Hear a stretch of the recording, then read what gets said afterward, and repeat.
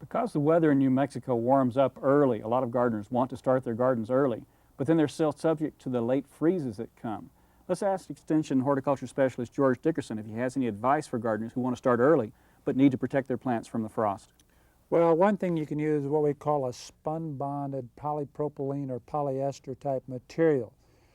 These covers will help protect your plants from frost during the early spring.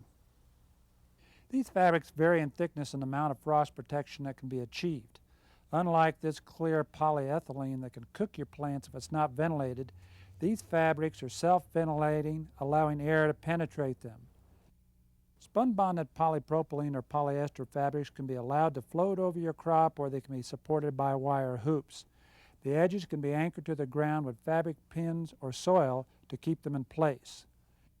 These fabric row covers also heat the soil and the surrounding air, which help promote early growth.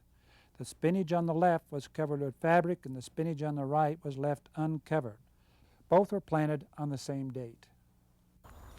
We've seen how George Dickerson uses row cover to extend the season in his garden, but there are some other techniques you can use. Let's ask Master Gardener Joe Holdridge what he does. He uses some other techniques. Joe, what have you got here?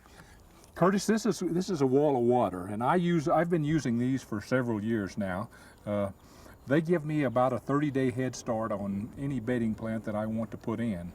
You can start your tomatoes, instead of starting them April the 15th, you can start them March the 15th.